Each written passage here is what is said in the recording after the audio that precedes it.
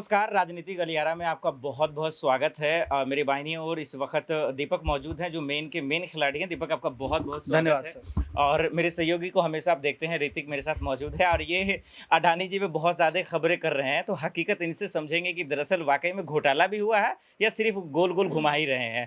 और आरजे के खिलाड़ी यहाँ पे मेरे साथ मौजूद हैं, सहयोगी कपिल। कपिल, आपका भी बहुत-बहुत स्वागत है। और कपिल शर्मा की तरह भी कभी-कभी एंटरटेनमेंट करते हैं। और एक तरफ मौलाना साहब, इनका नाम बहुत लंबा है इसलिए छोटा-सा ही लेते हैं, अबरारुल। हाँ, ऋतिक बताएँगे। इनका नाम है अबरारुल रहमानी। हाँ, एक्चुअल में अबरारुल हक रहमानी कहते हैं, लेकिन मज़ाक से कभी-कभी हम लोग कहते हैं। चलिए, सबसे पहले दीपक से शुरुआत कर रहे हैं। दीपक, जिस तरीके से अडानी का पूरा मामला आया, आज भी कोर्ट का मसला आ गया। हालाँकि उन्होंने साफ शब्दों में कहा कि इसको जो है पारदर्शिता से जाँच होनी चाहिए और लोगों को पता चलना चाहिए कि इसकी सच्चाई क्या है। सच का पता कैसे लगेगा? देखिए, सच का पता कुछ इस तरीके से लगेगा, जिस कंपनियों ने इनको इन्वेस्ट किया था, यानी कि पैसे दिए थे, ब्याज पर दिए चाहे भरोसे पर दिए, वो उन पर जांच होनी चाहिए। जैसे कि एसबीआई की बात कर लें या एलआईसी की बात कर लें, उनका नाम सबसे पहले उठा था, तो उन पर जांच होनी चाहिए। उनके इन्वेस्टमेंट पर जांच होनी चाहिए कि अगर उन्होंने इन्वेस्ट किया है तो किन चीज़ों को ध्यान में रखकर, क्या वादों को, बातों को ध्यान में रखकर किया है। क्योंकि ऐसे हमने पहले भी कई बार देखा है, कई बड़े-बड़े उद्योगपतियों ने पैसा उठाया, बिजनेस नहीं चला, ठप पड़ गया, तो विदेश चले गए और उनको पकड़ना भी बहुत मुश्किल हुआ।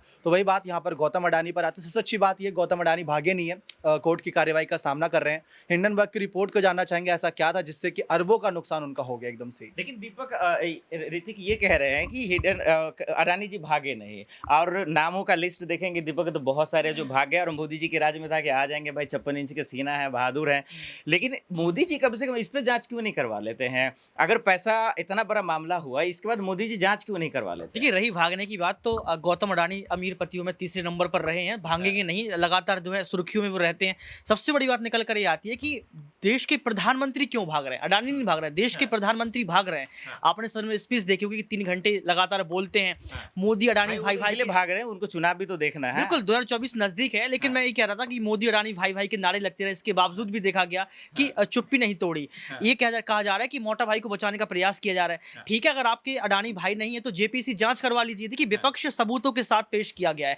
आप देखिए, राहुल गांधी का अगर मैं जिक्र करूं, राहुल गांधी को पप्पू इन्होंने कहा है, वही राहुल गांधी संसद में पहुंचते हैं, तमाम सबूत दिखा देते हैं, जेट में कैसे बैठे हैं, चाय पानी पी रहे हैं, तमाम चीजें। तो कहीं ना कहीं आज गौतम अडानी तो नहीं, लेकिन देश के प्रधानमंत्री जरूर भाग रहे हैं। कपिल, एक सवाल तो है ना, ये जो डर का माहौल है, देखिए अडानी मामले में तो अभी खुल के बात करेंगे।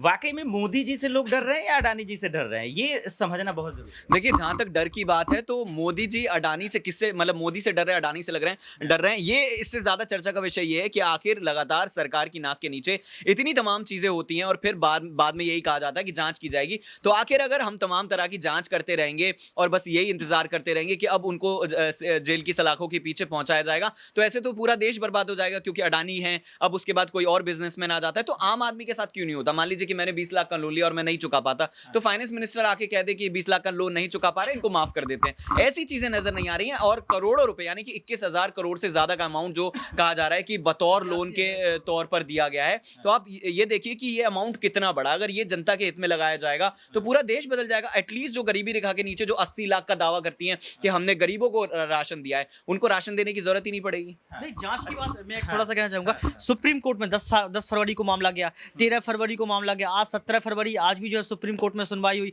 अब कहा जा रहा है कि 21 फरवरी को होगी। मतलब ये जांच के, जैसा कि कपिल ने बताया कि जांच होती रहती है, जांच होगी कब? सुप्रीम कोर्ट खुद कुछ नहीं बोलने के लिए यहाँ पर देखा जाएगा। 2024 के इलेक्शन के बाद तो होगा। बिल्कुल, देखिए, सबसे बड़ी बात यह है कि जो पैसा है वो गरीबों का है, निवेशकों का है, और सुप्रीम कोर्ट इस पर ध्यान एक चीज मैं सब लोगों से ये समझना चाह रहा हूँ दरअसल कि वो मैं बाद में बताऊँ, लेकिन अबरार का पहले रुख कर लेता हूँ। अबरार, डर का माहौल क्यों है? मोदी जी के खिलाफ लोग बोलने से डर रहे हैं, अडानी मामले में बोलने से डर रहे हैं, बड़े बड़े दिग्गज डर रहे हैं भाई। आखिर क्यों ये डर का माहौल क्यों? ये डर का माहौल लगातार 2014 के बाद से निरंतर जो है बनाया गया है। और कहीं ना कहीं जिस तरीके से तमाम संस्थाओं पर लगातार इस्तेमाल किया जा रहा है, ईडी का, सीबीआई का। अब देखिए, जो बीबीसी के दफ्तर पर छापेमारी की, हालांकि उसको सर्वे का नाम दिया जा रहा है, लेकिन शब्दों का हेर फेर आप समझ सकते हैं कि जिस तरीके से विदेशी मीडिया की प्रतिक्रिया आ रही है, तो कहीं ना कहीं देश की छवि जो धूमिल हो रही है। और जहाँ तक इस पूरे मुद्दे पर, अडानी वाले मुद्दे पर जिस तरीके से राहुल गांधी एक मजबूत विपक्ष की भूमिका में जो है संसद में आवाज़ उठाते, लेकिन इसमें एक बड़ा फैक्टर ये है कि विपक्ष के और बड़े नेता जो इस पूरे मुद्दे पर उस तरीके से उनका साथ नहीं दे रहे। आप देखिए कि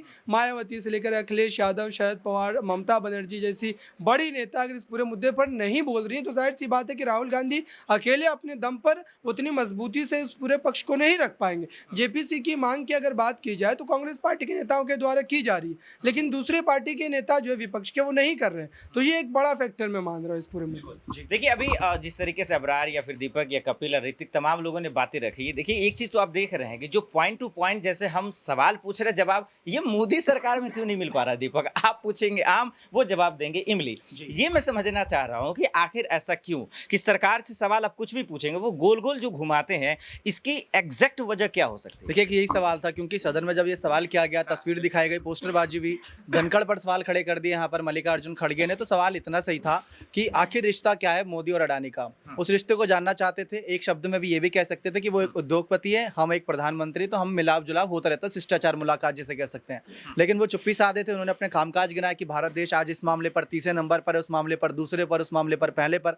लेकिन वो अपनी कमियां नहीं गिना रहे कि अभी भी अनएम्प्लॉयमेंट है, बेरोजगारी काफ़ी ज़्यादा है, और साथ ही साथ सरकारी कहीं ना कहीं भर्ती परीक्षाएं निकलती हैं, वो लीक भी हो जाती है। कहीं तो ये आरोप लगा रहे हैं कि जानबूझकर लीक करा दिया जाता ताकि भर्ती ना हो सके, तो वो भी एक मुद्दा बनता है। और यहाँ पर यह भी कहा जा रहा था कि 2014 से पहले पीएम मोदी ये बात करते थे कि उद्योगपति हो गए, कई राजनेता ऐसे हो गए जिन्होंने अपना काला धन बाहर विदेशी बैंकों में जमा कर रखा, अगर वो सारा धन ले आए तो गरीब अमीर हो जाएगा, और इतना अमीर हो जाएगा कि वो अपने दम से कहीं ना कहीं चल सकता है। लेकिन अब 2014 का बाद 2019 का चुनाव आया, 2019 के चुनाव के बाद अब 2024 का चुनाव आ रहा है। 9 से 10 साल ये सरकार को हो गए, लेकिन ऐसा कोई गरीब जो सामने आकर ये बोले कि हमको इतने करोड़ या इतने लाख अगर मिले हैं, जो वादे थे उन्हीं के वादों को याद दिला रहे हैं। जो वादे थे अगर वो सच्चाई है तो वो जनता के बीच रखें। रही बात अडानी के मामले की, तो पीएम मोदी सवाल किए जा रहे थे, राहुल गांधी जानना चाह रहे थे। राहुल गांधी पहले ये कहते थे कि सदन में पहले हमारे माइक ऑफ कर दिए जाते थे, हमको बोलने का मौका नहीं दिया जाता।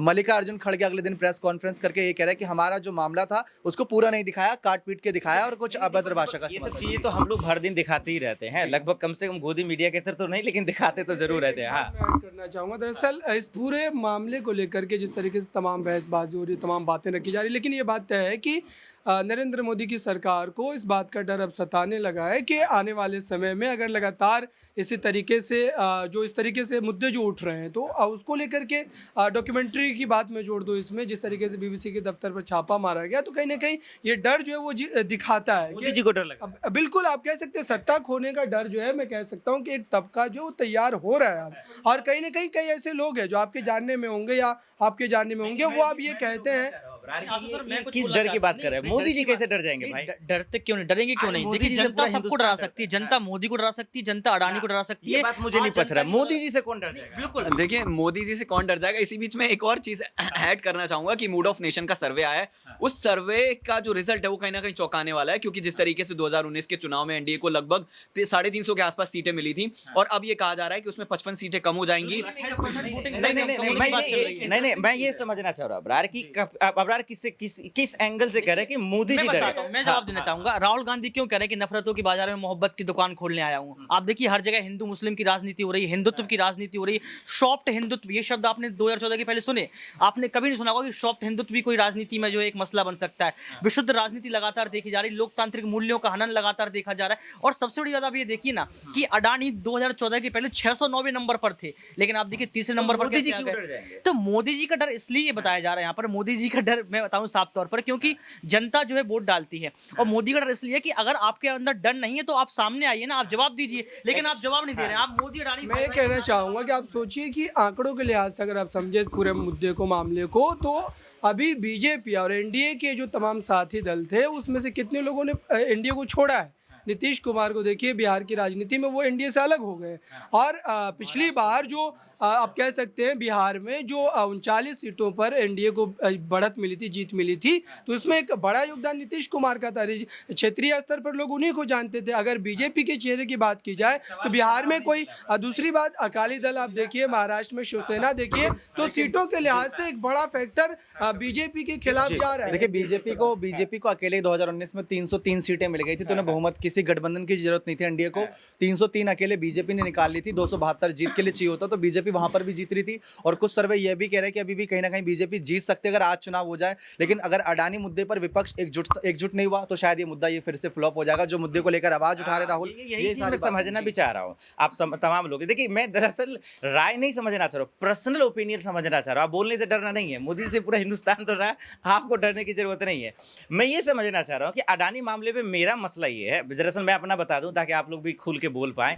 मुझे लगता है कि भैया 2024 में मोदी जी को जीतना है, इसलिए अडानी जी को बचाया जा रहा है। खुल के मैं बोल रहा, उनके पास पैसा है, बहुत बड़े आदमी हैं, अब उनके यहाँ से आएगा पैसा तभी तो फिर चुनाव रैलियां होंगी, तमाम चीजें। राहुल गांधी भी कह रहे हैं कि हमारे देश को जो है अडानी पैसा चला कैसे, रहा है, अच्छा अंबानी दीपक चला कह रहा रहे पैसा डूब रहा है। भाई निर्मला सीतारमण जी अभी इन्होंने कहा, कहाँ कह रही डूब रही है, स्मृति ईरानी जी पूरा ताकत लगा रही हैं। हाँ। देखिए सरकार जो है वो जब सत्ता में बनी हुई है तब वो यही कहेगी कि देखिए कोई जो है वो प्रॉब्लम नहीं है, क्योंकि एसबीआई और एलआईसी जो है तमाम ये संस्थाएं दावा कर रही हैं कि कुछ भी नहीं हुआ है, इनकी मजबूरी है। क्योंकि फिर आप जानते हैं कि अगर ये लोग मना करेंगे तो फिर सीबीआई, ईडी, बहुत सारे जो है वो जांच एजेंसियां हैं, कहीं ना कहीं उनका शिकंजा कसता हुआ नजर आएगा, तो यहाँ मजबूरी हो जाती है। तमाम मुद्दे, निजीकरण का मुद्दा सामने आ जाएगा, बैंकों का विलय कर दिया जाएगा। अभी बहुत सरकारी संपत्ति ऐसी है जो बेचनी बाकी रह गई, बहुत संपत्ति है। बड़ा खुलासा हुआ ना एक तरफ से। दीपक आपको क्या देखिए, लगता है? अगर सारी बात यही है कि अडानी मोदी के रिश्ते को जनता समझ रही है तो वो वोट डालेगी। अगर वोट में इस बार उनका ओपिनियन कुछ अच्छा होगा तो विपक्ष को भी उस लिहाज से मजबूत होना होगा। क्योंकि अगर मोदी को हटाने की हम बात कर रहे हैं तो सामने खड़ा कौन है उसको भी देखना जरूरी है